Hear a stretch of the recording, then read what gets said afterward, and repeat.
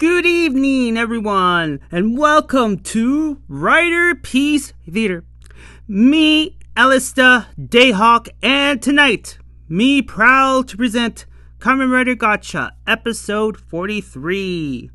So, the episode begins with Minato Sensei getting himself frozen. Yep, you heard that right, people. Minato Sensei, the great Minato Sensei, has frozen himself. So he and his two students has been frozen in place, and they can't do anything until the end of the episode. So we move on from the frozen folk to Director Mommy's office, where we see Director Mommy unconscious on the couch. And to this day, guys, I'm like, do you guys have a hospital wing? Because if you have a building in the middle of nowhere, don't you think that you would have had a hospital wing? I'm just saying, I'm like, why send the director to her office? Why not a hospital wing, especially after getting beat up by two Kamen Riders and a pirate ship with wheels and hands. I'm just saying. And you have the little girl with, her with the iPad, if you remember from the last episode, which I forgot her name. I do apologize. And she is helping Director Mommy, get better. And Spanner's like, you need to stop what you're doing because she's the one who has been causing trouble. And this little girl, for the second time, just tells off Spanner by saying, Director Mommy is a nice person, unlike you. And she leaves. And Spanner's like, once again, he is shocked that a little girl just tells him up. I mean, she's not wrong. I mean, Spanner, when is the last time Spanner has been nice to people? I mean, he seems to be angry all the time. He's never smiling. He's always serious. It's just, again, when is the last time that he is just happy and smiling? I don't seem to remember. So we move on from that to suddenly Director Mommy just wakes up and just tells everybody in the office, was like, you need to protect the laboratory from Greyon. It's almost as if she knows that Master Greyon is coming. And speaking of Master Greyon, you see the Master just walking in the woods, and he knows that he is in the right path to finding the secret laboratory, which raises an interesting question, guys. How in the hell did he discover, Mommy's laboratory? Like, did he discover it by himself? Like, did he discover it on his own? Or did someone told him where it was? That's something that was never brought up. It's just like, how did he discover the building when Director Mommy herself said that the reason why she built the place is to stay away from this guy? I'm just asking questions. So we get from the awaken of Director Mommy sensing Master Greyon coming to her telling the story of her working with Master Greyon, how she was fascinated by his work, his research that drew her to him, but then she ends up discovering his true colors, and that's the main reason why she created the laboratory in the first place. Because remember what she said in the last episode, that she and other people used to be a part of the Alchemy Association, but since Master Greyon came into the picture and took control of the association, that's where her and her team split, and they were doing their own thing. So Keiichi was like, I don't understand why Greyon is coming here when our research like went down the toilet. Like, we haven't done anything to bring Master Greyon to the building. And these people, like, they're asking the wrong questions here. The right question should have been, how in the hell did the master discover them? Unless I missed something. Guys, write on the comments below. Did Master Greyon, like, how did Master Greyon discover the place? That's all I'm asking for you guys. Like, I'm just like, why are you asking the wrong question when the question should have been, how did he find us? I'm telling you, these writers suck. They brought you Ghost, they brought you Saber, and they brought you this stupid show. Oh, the pain. And then all of a sudden, Keiichi sees in his iPad that, hey, one of the barriers are down. And of course, it's Greyon. Who else could it be? So all of them went their separate ways. All that's left is Keiichi, Sabi, and Hotaro.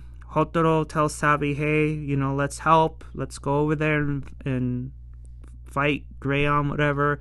But then all of a sudden, the evil Keiichi stops his younger brother and just once again verbally abuses his younger brother, telling him that you're useless, you cannot fight, you need to stay here and don't move. And he leaves, leaving both him and Hotaro by themselves in the office. And this is where Hotaro asks, like, did you know that the chemy was created by your older brother? And Sabi just looks and like, But Hotaro, my boy, instead of that, again, asking the wrong questions, I wish Hotaro could have been like, Keiichi, what the hell are you, like, what is this? It shouldn't be my business to meddle. This is just your family problems, but everybody is noticing that you have been completely hostile towards your younger brother, acting as if he committed a crime. What the hell is going on? Of course, Hotaro cannot be direct because it goes against his character and of course is not part of the script. But I wish Hotaro wouldn't been able to defend Sabi and be like, dude, you guys are brothers. Why are you being like this to your younger brother when he did nothing wrong? What the hell is going on? That's what I would have done if I were Hotaro, but he didn't do that. It feels like Hotaro back in the early days where he himself gets verbally abused constantly by people who just deems him unworthy of becoming a Kamen Rider, holding the driver, and just being a nobody, a useless nobody. But obviously he's been proving himself over and over again and just winning people's respect. It just feels the same way here with Sabi. So we move on from there to Spanner, and he gets greeted by Master Greyon. So he did the breaking of the barrier on purpose to get the Kamen Riders there where he was at. And Master Greyon unleashes one of his golems, Spanner is in shock as to how in the hell is he able to create golems. And Greyon explains that now that I have Jermaine's body, his powers are also mine as well. So there. And he just sat there. And you see Spanner transforming, finding the golem. And here's something that I wrote down that I thought it was pretty cool and funny at the same time. As Spanner was fighting the golem, you've noticed that Spanner also tried to kick Master Greyon as he's just sitting there playing with his Rubik's Cube, whatever. And you see the scene of Spanner trying to kick Greyon in the face, but Greyon successfully dodges it and just walks away from the fight. I find it to be funny.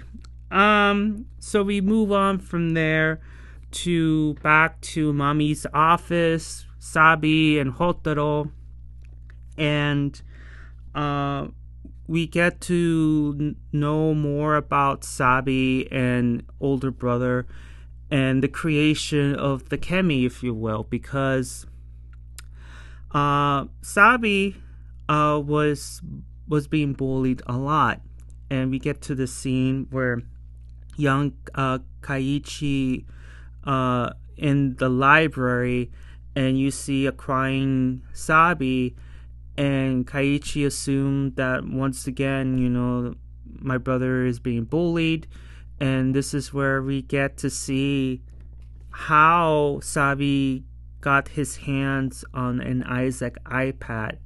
It originally belonged to Keiichi. And then we get to see them both drawing a chemy. And then, all of a sudden, Sabi decides to grab these 2 potions. And before Keiichi, could give directions, Sabi eagerly pours the 2 potions on the drawing. And Keiichi was too late. He tried to stop Sabi from pouring, but it was too late, obviously. And you see a flash of light. You see 2 rings of power shining, and all of a sudden, we get a witness. They get to witness their chemy creation, and Keiichi was like, "Shh, keep it secret. Don't tell anybody," and he leaves.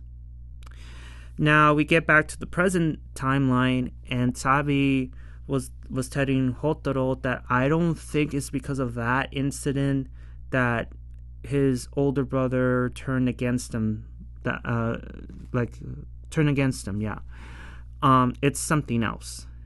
And Sabi wants nothing more than to talk to his older brother and bring back the happy times. And Hotaro, I'll give him credit, says the right things. He said, "Okay, if you want that, go over there and talk to your brother. Hatch it out. Talk to him. And be brothers again. Or else, if you don't talk about it, nothing will get fixed." And Sabi's like, "You're right. And thank you." So we return to Spanner versus Golem. And again, here I thought that Spanner's gonna get another L. But luckily, Hotaro came in as Rainbow Gotcha, and it became a 2-on-1 handicap match. And yeah, I assumed that Spanner was gonna get another L. I don't know what's going on backstage with the writing team. What do they have against Spanner? Because he's been losing. The last time he won was against his arch nemesis in Dread, and that was it.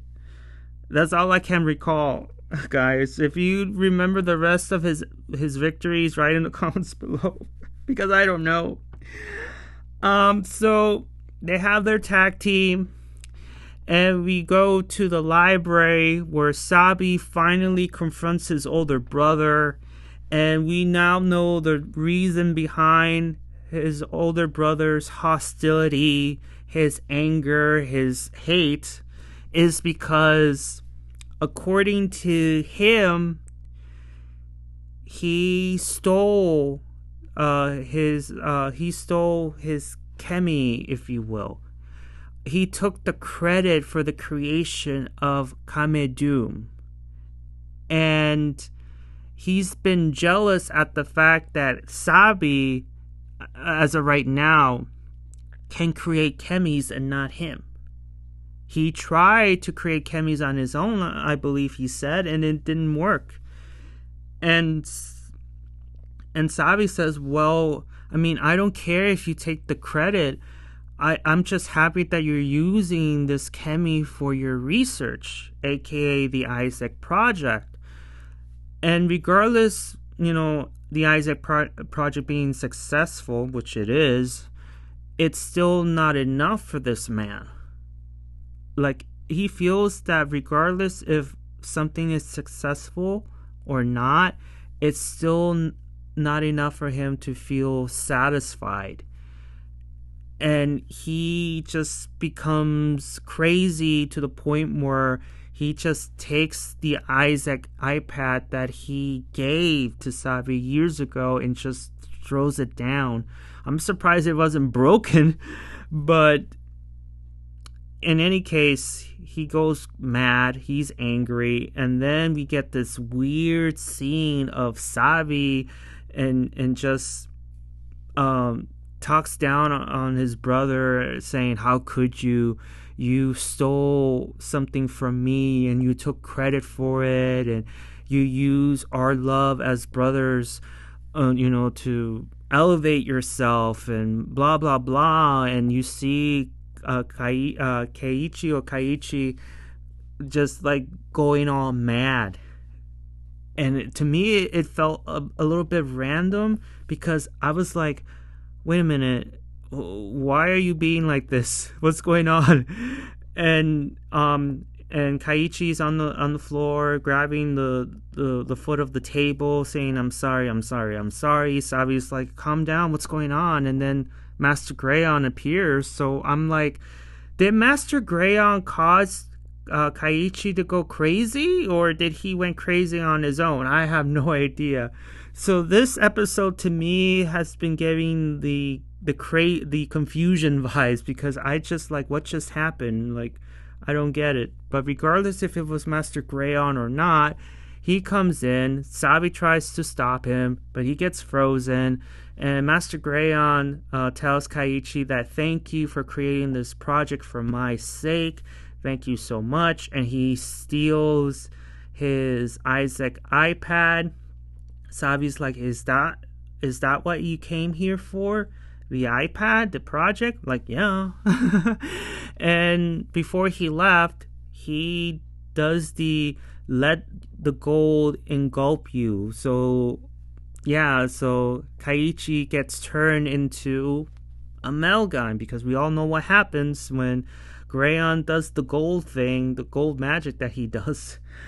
So we move on from the jealous brother and all that and Master Greyon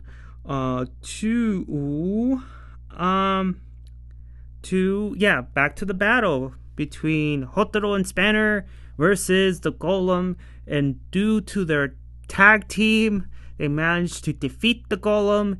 And all of a sudden they hear screaming, so they follow the screams, which led them to a burning building. Yeah, the building's on fire, and they don't know what's going on. And then we see Director Mommy evacuating people, and then we see Master Greyon with the iPad and tells our heroes that, hey, you guys are late. You guys are late. And I came here to get this, so my business is concluded. And Director Mommy asks, like, what what's your plan with that? What's going on? And Greyon says, well, this is a chemistry that you won't understand. So he's not telling. And he just tries to walk away. And then we get, Brother Malgam coming out from the burning building and attacks Spanner. And you see Hotaro and Spanner fighting the Malgam. Sabi comes in and tells Hotaro that that's my brother. And we move on from that to Director Mami, where she says, hey, I don't see the little girl with us. I think she's still trapped in the building. And so Hotaro tells Spanner, hey, I will deal with the Malgam. You go rescue your damsel in distress. And Spanner's like, of course. Of course, I have to be the one.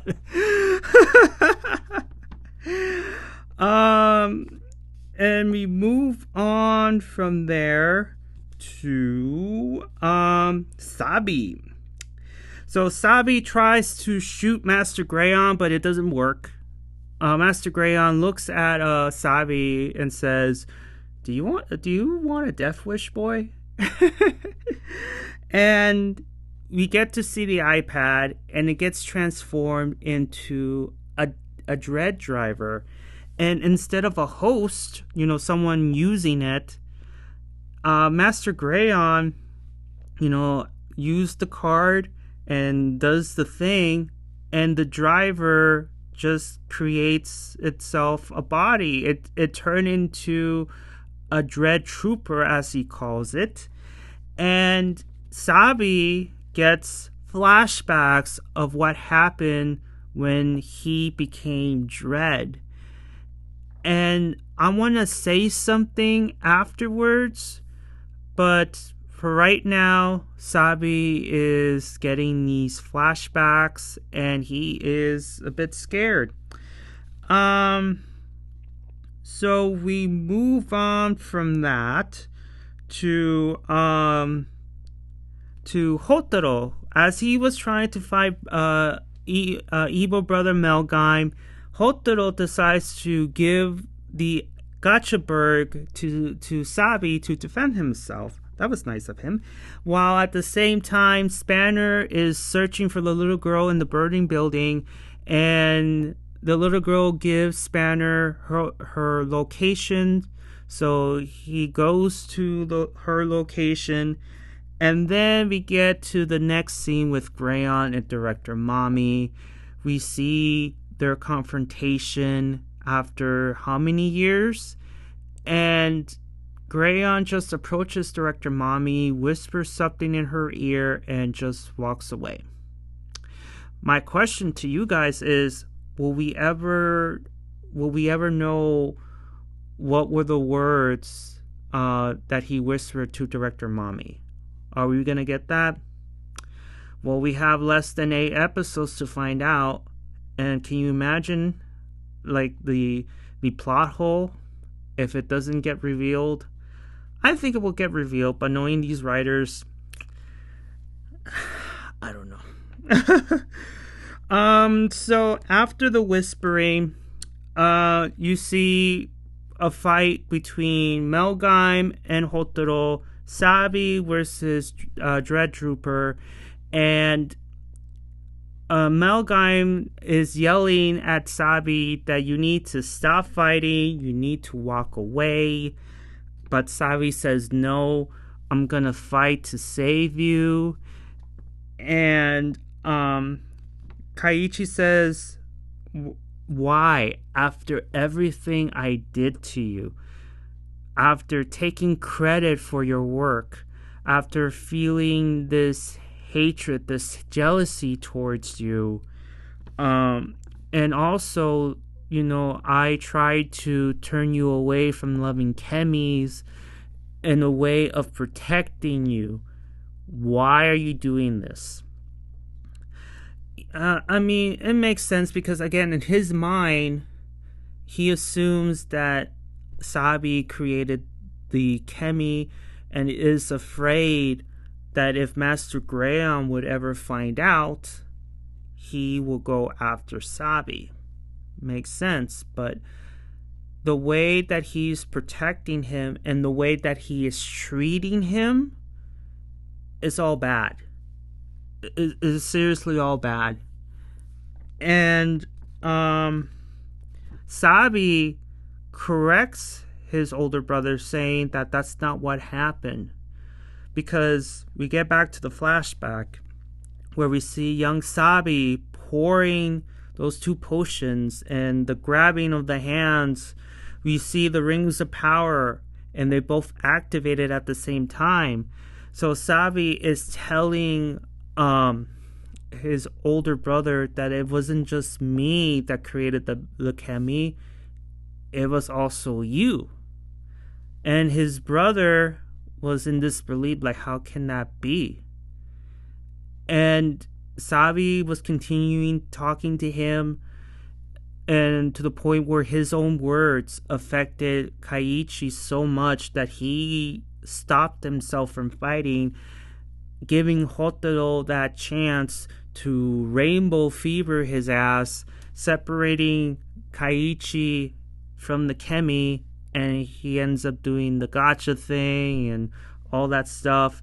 But instead of the traditional, hey, my name is Hotaro, what's your name? that he always does, he instead throws the card at Sabi for him to use it on the sword. And during the fight between Sabi and Dread, I have to say, if Sabi, the actor, and or the stunt double, the stunts that he pulled were pretty good. And I was impressed with the fight between Dread and Sabi. It kind of reminds me of a Weird Sister number 3 and her fights. And he may not be a fighter, but at least he's able to defend himself, unlike a certain someone. So you see him fighting Dread. He uses the card on the sword and he slices Dread and destroys him.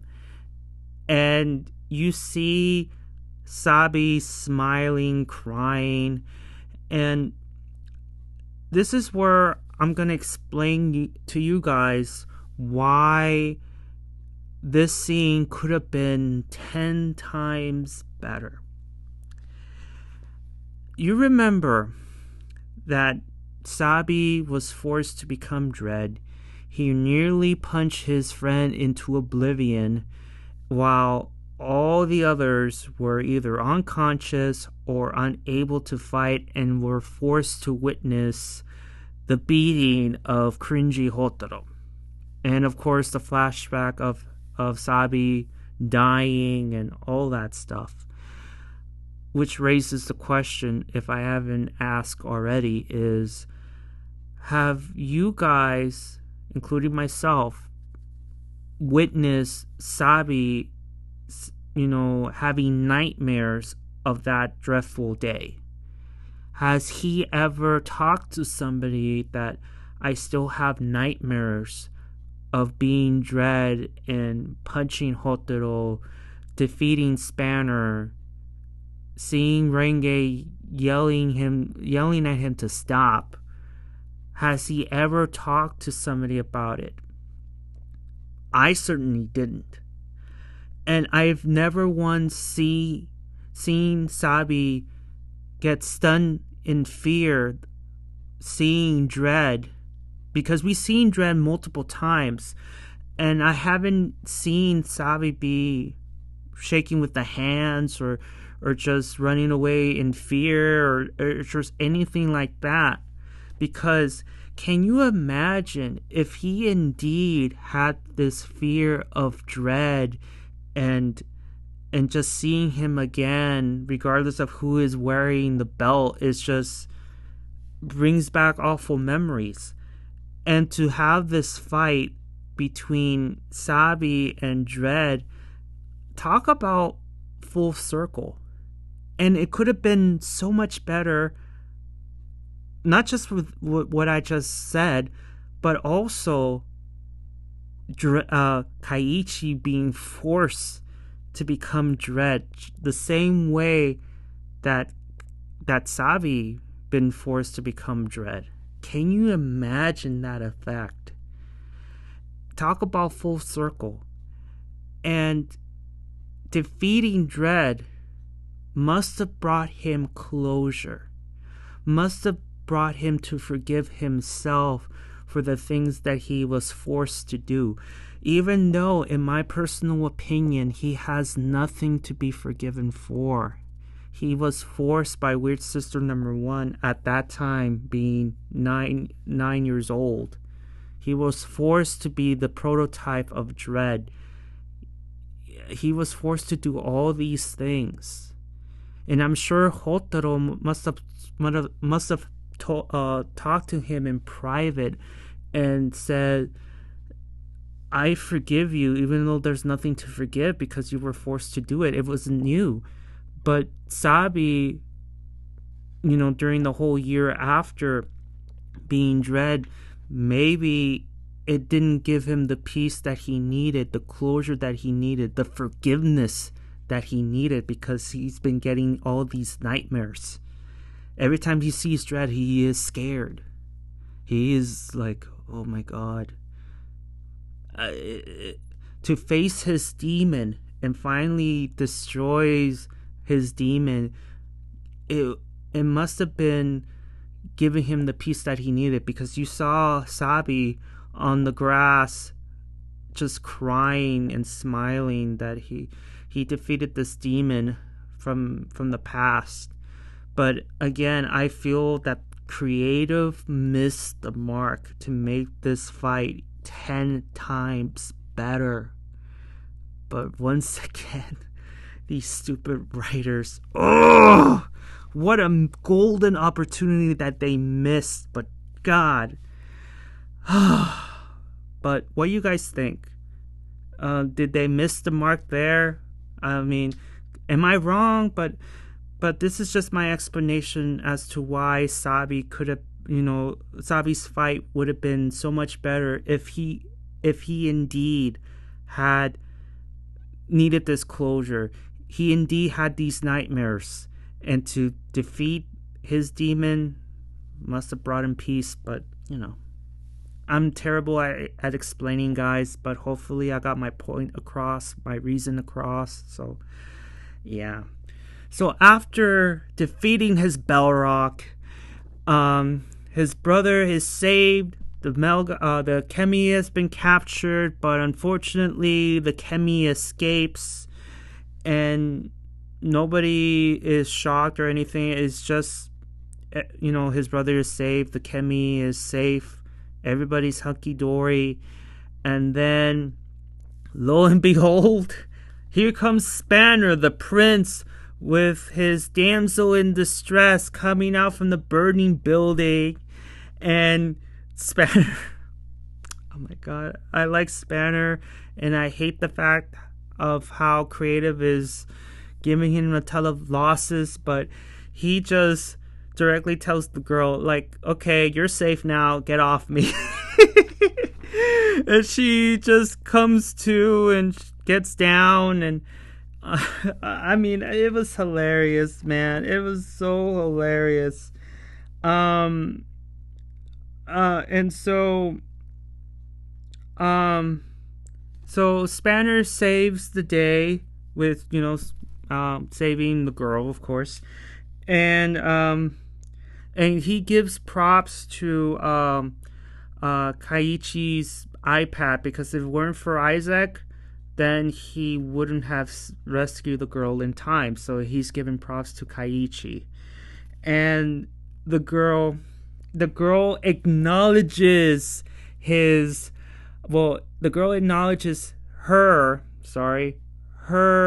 super A plus Mister. That's what she said. She acknowledges her top A alchemist Mister.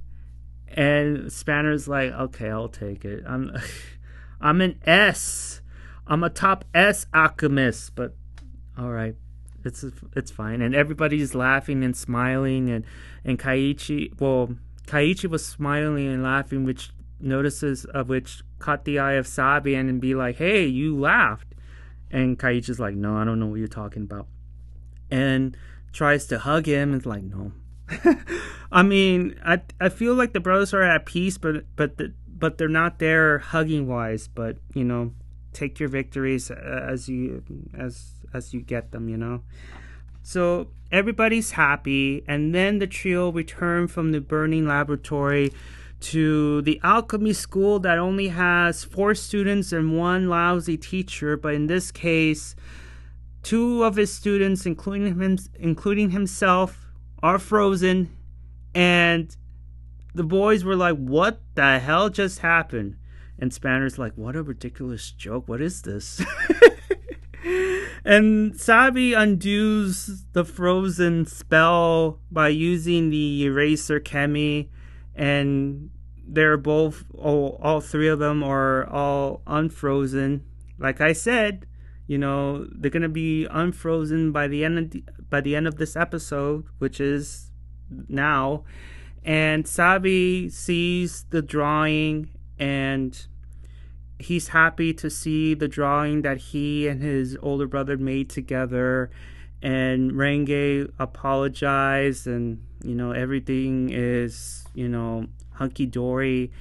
And then we get to the final scene of this episode with Master Greyon, and he is greeted by the 2 sisters with an empty throne. And Weird Sister number 1, who's been played by a 10-year-old, says, "We prepared a throne for you. I hope that you like it." And Master Greyon hugs Weird Sister number 1, while Weird Sister number 3 just looks at them and be like, "Where is my hug? Where is my hug?" And we get to hear the last words of Master Greyon, where he ends up turning his Rubik's Cube into a dread driver, which creates a web of dread drivers all around, and says, "These drivers are the key to my golden utopia, aka Goldland." And that's the end, my friends, of the episode. My thoughts of the episode, it's just confusing because, number 1, how in the hell did Master Greyon get the location of the hidden rebel base, if you will, air quotes, to Keiichi's madness scene? Was it caused by his own guilt, or was it caused by Master Greyon? And finally, did Sabi had these nightmares prior to his full circle encounter with Dread? And of course, the mystery behind the whispering between Greyon and Director Mommy. Are we gonna get these answers? Probably not. Hopefully, with the whispering, definitely deserves an answer. Which leads me to, where the hell is Fuga? Yes, where the hell is Fuga? To, who in the hell is Hotaro's father? Where is he at? Because if it turns out to be a nothing burger, you know that I will discuss it in the last episode, and of course, the ever so popular my character analysis videos. We have less than 8 episodes left, guys, and I hope that these writers, in my opinion, how terrible they are, I just hope that leading up to the final episode, we get some answers. But I don't know. I'm not counting my cookies just yet, but I just want it to be over. As much as I like to make fun and make lighthearted of this season, I just, for the life of me, I just can't stand Hotaro. I can't stand Minato Sensei, and amongst many others. And also, I have to say this too, just to add, Where in the hell is Weird Sister number 2? She can fight. She can turn into Valvadar. Why isn't she getting involved in the hero's adventures? I'm just asking questions.